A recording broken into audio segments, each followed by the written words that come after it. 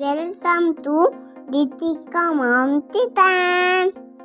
ಎಲ್ಲರಿಗೂ ನಮಸ್ಕಾರ. ನಾನು ಪವಿತ್ರ. ಇವತ್ತಿನ ರೆಸಿಪಿ ವಾಂಗಿಬಾತ್ ಮಾಡೋದೇಗೆ ನೋಡೋಣ. ಅದಕ್ಕೂ ಮುಂಚೆ ಯಾರೆಲ್ಲ ನಮ್ಮ ಚಾನಲ್ನ ಸಬ್ಸ್ಕ್ರೈಬ್ ಆಗಿಲ್ಲ ಪ್ಲೀಸ್ ಈಗಲೇ ಸಬ್ಸ್ಕ್ರೈಬ್ ಮಾಡ್ಕೊಳ್ಳಿ, ಬೆಲ್ ಬಟನ್ನ ಕ್ಲಿಕ್ ಮಾಡೋದನ್ನ ಮರಿಬೇಡಿ. ಈಗ ಒಂದು ಬಾಣಲೆನ ಬಿಸಿ ಮಾಡೋದಕ್ಕೆ ಇಟ್ಕೊಂಡಿದ್ದೆ. ಅದಕ್ಕೆ 1 ಬೌಲಷ್ಟು ಎಣ್ಣೆನ ಹಾಕ್ಕೊಂಡಿದ್ದೀನಿ. ಎಣ್ಣೆ ಬಿಸಿ ಆದ ನಂತರ ಸಾಸಿವೆ ಜೀರಿಗೆ 1 ಸ್ಪೂನ್ನ ಹಾಕ್ಕೊಂಡು ಫ್ರೈ ಮಾಡ್ಕೊಂಡಿದ್ದೆ. 4 ರಿಂದ 5 ಸ್ಪೂನಷ್ಟು ಕಡಲೆಬೀಜನ ಹಾಕ್ಕೊಂಡು ಗೋಲ್ಡನ್ ಕಲರ್ ಬರೋ ತನಕ ಫ್ರೈ ಮಾಡ್ಕೊತೀನಿ. 2 ಸ್ಪೂನಷ್ಟು ಕಡಲೆಬೇಳೆ ಹಾಕೋತಾ ಇದ್ದೀನಿ. 2 ಸ್ಪೂನ್ ಉದ್ದಿನಬೇಳೆ ಹಾಕ್ಕೊಂಡು ಚೆನ್ನಾಗಿ ಫ್ರೈ ಮಾಡ್ಕೋಬೇಕು. ಗೋಲ್ಡನ್ ಕಲರ್ ಬರೋ ತನಕ ಫ್ರೈ ಮಾಡಿಕೊಂಡ್ರೆ ಸಾಕು. ಬೆಳಿಗ್ಗೆ ತಿಂಡಿಗೆ ಈಸಿಯಾಗಿ ಸಿಂಪಲ್ಲಾಗೆ ಮಾಡ್ಕೋಬೋದು. ವಾಂಗಿಬಾತ್ ಅಂತೂ ತುಂಬಾ ಚೆನ್ನಾಗಿರತ್ತೆ. ಮಕ್ಕಳು ಲಂಚ್ ಬಾಕ್ಸ್ಗೂ ಕ್ವಿಕ್ಕಾಗಿ ಮಾಡ್ಕೋಬೋದು. ನೀವು ಒಂದ್ಸಲಿ ಈ ರೀತಿ ವಾಂಗಿಬಾತ್ನ ಟ್ರೈ ಮಾಡಿ ಹೇಗೆ ಬಂತು ಅಂತ ನನಗೆ ಕಮೆಂಟ್ಸ್ನಲ್ಲಿ ತಿಳಿಸಿ. 4 ಬ್ಯಾಡಗೆ ಮೆಣಸಿನ್ಕಾಯಿನ ಪೀಸ್ ಮಾಡಿ ಹಾಕ್ಕೊಂಡಿದ್ದೀನಿ. ನಿಮಗೆ ಪೀಸ್ ಮಾಡೋದು ಇಷ್ಟ ಇಲ್ಲ ಅಂದರೆ ನೀವು ಡೈರೆಕ್ಟಾಗಿ ಹಾಗೆ ಹಾಕ್ಕೋಬೋದು. ಇವಾಗ ಫ್ರೈ ಆಗಿದೆ. 2 ಈರುಳ್ಳಿನ ಕಟ್ ಮಾಡಿ ಇಟ್ಕೊಂಡಿದ್ದೆ. ಸ್ವಲ್ಪ ಕರಿಬೇವನ್ನ ವಾಶ್ ಮಾಡಿ ಅದನ್ನು ಇಟ್ಕೊಂಡಿದ್ದೆ. ಈಗ ಎರಡನ್ನೂ ಹಾಕ್ಕೊಂಡು ಚೆನ್ನಾಗಿ ಫ್ರೈ ಮಾಡ್ಕೋಬೇಕು. ಈರುಳ್ಳಿ ಚೆನ್ನಾಗಿ ಸ್ವಲ್ಪ ಬ್ರೌನಿಷ್ ಕಲರ್ ಬರಬೇಕು, ಅಲ್ಲಿವರೆಗೂ ಫ್ರೈ ಮಾಡಿಕೊಂಡ್ರೆ ಸಾಕು. ಸ್ವಲ್ಪ ಉಪ್ಪನ್ನು ಹಾಕಿದ್ರೆ ನಮಗೆ ಈರುಳ್ಳಿ ಬೇಗ ಬೇಯುತ್ತೆ, ಅದಕ್ಕೋಸ್ಕರ ಉಪ್ಪು ಹಾಕ್ಕೊಂಡಿದ್ದೀನಿ. ಇವಾಗ ಈರುಳ್ಳಿ ಚೆನ್ನಾಗಿ ಫ್ರೈ ಆಗಿದೆ, ನೋಡ್ತಾ ಇರ್ಬೋದು. 1 ಬೌಲಷ್ಟು ಬದನೆಕಾಯಿನ ತೊಗೊಂಡಿದ್ದೀನಿ. ಬದನೆಕಾಯಿನ ಕಟ್ ಮಾಡಿ ವಾಶ್ ಮಾಡಿ ಇಟ್ಕೊಂಡಿದ್ದೆ. 1 ಬೌಲಷ್ಟು ಕ್ಯಾಪ್ಸಿಕಮ್ನು ಹಾಕೋತಾ ಇದ್ದೀನಿ. ಕ್ಯಾಪ್ಸಿಕಮ್ ಇಷ್ಟಪಡ್ತಾ ಇರೋರು ನೀವು ಬರೀ ಬದನೆಕಾಯಲ್ಲೇ ಮಾಡ್ಕೋಬೋದು. ನಾನು 2 ಮಿಕ್ಸ್ ಮಾಡಿ ಮಾಡ್ತಾಯಿದ್ದೀನಿ. ಈಗ ಮಾಡೋದ್ರಿಂದ ವಾಂಗಿಬಾತು ತುಂಬಾ ಚೆನ್ನಾಗಿರುತ್ತೆ. 1 ಚಿಟಿಕೆಯಷ್ಟು ಹಿಂಗನ್ನು ಸೇರಿಸ್ಕೊತಾ ಇದ್ದೀನಿ. ಫ್ಲೇವರ್ ಚೆನ್ನಾಗಿ ಬರುತ್ತೆ ಹಿಂಗೆ ಹಾಕೋದ್ರಿಂದ. ಈಗ ಸ್ವಲ್ಪ ಅರಶಿನ ಪುಡಿನ 1/4 ಟೇಬಲ್ ಸ್ಪೂನಷ್ಟು ತೊಗೊಂಡಿದ್ದೀನಿ. ಸ್ವಲ್ಪ ಉಪ್ಪನ್ನು ಹಾಕೋತಾ ಇದ್ದೀನಿ, 1 ಅರ್ಧ ಸ್ಪೂನಷ್ಟು.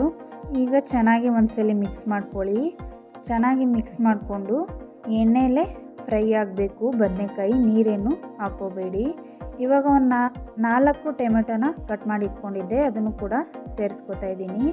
ಟೊಮೆಟೊ ಸಾಫ್ಟ್ ಆಗೋವರೆಗೂ ಬೇಯಿಸ್ಕೊಂಡ್ರೆ ಸಾಕು, ತುಂಬ ಜಾಸ್ತಿ ಬೇಯಿಸೋಕೆ ಹೋಗಬೇಡಿ.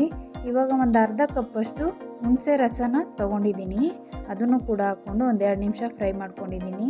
ವಾಂಗಿಬಾತ್ ಪೌಡರ್ನ 10 ಸ್ಪೂನು ಹಾಕ್ಕೊಂಡಿದ್ದೀನಿ. ನಾನು ಇದನ್ನು ಮನೇಲೇ ಮಾಡಿಟ್ಕೊಂಡಿದ್ದೆ, ನೀವು ಬೇಕಾದರೆ ಹೊರಗಡೆಯಿಂದ ತಂದು ಹಾಕ್ಕೋಬೋದು. ಈ ರೀತಿ ಮನೇಲಿ ಮಾಡಿಕೊಂಡು ಹಾಕೋದ್ರಿಂದ ತುಂಬಾ ಟೇಸ್ಟ್ ಚೆನ್ನಾಗಿ ಬರುತ್ತೆ. ನೀವು ಅಂಗಡಿಲಿ ತಂದು ಮಾಡೋದಕ್ಕಿಂತ ಈ ರೀತಿ ಮನೇಲಿ ಮಾಡ್ಕೊಂಡು ನೋಡಿ, ಮತ್ತೆ ಮಾಡ್ಕೊಂಡು ತಿಂತೀರಾ.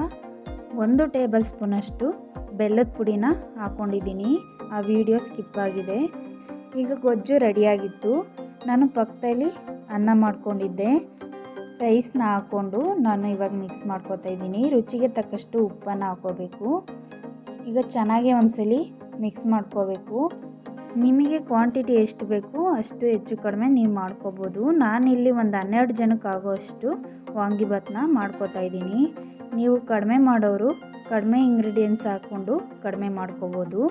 ಇವಾಗ ಸರಿಯಾಗಿ ಒಂದ್ಸಲಿ ಮಿಕ್ಸ್ ಮಾಡಿಕೊಂಡು ಲಾಸ್ಟಲ್ಲಿ ನಾನು ಸ್ವಲ್ಪ ಕೊತ್ತಂಬರಿ ಸೊಪ್ಪನ್ನ ಕಟ್ ಮಾಡಿ ಇಟ್ಕೊಂಡಿದ್ದೆ, ಅದನ್ನು ಕೂಡ ಇವಾಗಲೇ ಹಾಕ್ಕೊಂಡು ಚೆನ್ನಾಗಿ ಒಂದ್ಸಲಿ ಮಿಕ್ಸ್ ಮಾಡ್ಕೋತಾ ಇದ್ದೀನಿ. ನಿಮಗೆ ಏನಾದರೂ ವಾಂಗಿಬಾತ್ ಪೌಡರ್ ರೆಸಿಪಿ ಬೇಕು ಅಂದರೆ ನೀವು ಕಮೆಂಟ್ಸ್ನಲ್ಲಿ ತಿಳಿಸಿ, ಆದಷ್ಟು ಬೇಗ ಆ ವಿಡಿಯೋನು ಅಪ್ಲೋಡ್ ಮಾಡ್ತೀವಿ. ನಾನು ಲೋ ಫ್ಲೇಮಲ್ಲೇ ಇಟ್ಕೊಂಡು ರೈಸ್ನ ಮಿಕ್ಸ್ ಮಾಡ್ಕೋತಾ ಇದ್ದೆ. ಈ ರೀತಿ ಮಾಡೋದ್ರಿಂದ ರೈಸು ತಿನ್ನಬೇಕಾದ್ರೆ ಬಿಸಿ ಬಿಸಿ ಇರುತ್ತೆ. ನೀವು ಫ್ಲೇಮ್ನ ಆಫ್ ಮಾಡಿಬಿಟ್ಟು ಮಿಕ್ಸ್ ಮಾಡಿಕೊಂಡ್ರೆ ರೈಸ್ ಎಲ್ಲ ತಣ್ಣಗಾಗ್ಬಿಡುತ್ತೆ, ಅದಕ್ಕೋಸ್ಕರ ಲೋ ಫ್ಲೇಮಲ್ಲೇ ಇಟ್ಕೊಂಡು ಮಿಕ್ಸ್ ಮಾಡ್ಕೊಂಡಿದ್ದೆ. ಈಗ ಪ್ಲೇಟ್ನ ಮುಚ್ಚಿ ಒಂದು 5 ನಿಮಿಷ ಬಿಟ್ಟಿದ್ದೆ. 5 ನಿಮಿಷ ಆದಮೇಲೆ ನೋಡ್ತಾ ಇರ್ಬೋದು ನೀವು ಎಷ್ಟು ಚೆನ್ನಾಗಿ ಬಂದಿದೆ ಅಂತ. ಈಗ ಸರಿಯಾಗಿ ಒಂದ್ಸಲಿ ಮಿಕ್ಸ್ ಮಾಡಿಕೊಂಡು ನಾನು ಲೋ ಫ್ಲೇಮಲ್ಲಿ ಇಟ್ಟಿದ್ನಲ್ಲ ಆಫ್ ಮಾಡ್ಕೋತಾ ಇದ್ದೀನಿ. ಇವಾಗ ನಮಗೆ ವಾಂಗಿಬಾತ್ ರೆಡಿಯಾಗಿದೆ. ನಾನು ಪ್ಲೇಟ್ಗೆ ಸರ್ವ್ ಮಾಡ್ಕೋತಾ ಇದ್ದೀನಿ. ಬಿಸಿ ಬಿಸಿಯಾಗಿದ್ದಾಗಲೇ ವಾಂಗಿಬಾತ್ನ ತಿಂದರೆ ತುಂಬ ಚೆನ್ನಾಗಿರತ್ತೆ. ನಿಮಗೆ ಯಾವ ಚಟ್ನಿ ಇಷ್ಟನೋ ಆ ಚಟ್ನಿ ಜೊತೆ ಸರ್ವ್ ಮಾಡ್ಕೋಬೋದು. ಚಟ್ನಿ ಜೊತೆ ತಿಂದರೆ ಅಂತೂ ತುಂಬಾ ಚೆನ್ನಾಗಿರುತ್ತೆ. ಈ ವಿಡಿಯೋ ನಿಮಗೆ ಇಷ್ಟ ಆಗಿದರೆ ಲೈಕ್ ಮಾಡಿ, ಶೇರ್ ಮಾಡಿ, ಸಬ್ಸ್ಕ್ರೈಬ್ ಮಾಡ್ಕೊಳ್ಳಿ. ನೆಕ್ಸ್ಟ್ ವಿಡಿಯೋದಲ್ಲಿ ಸಿಗ್ತೀನಿ. Thanks for watching.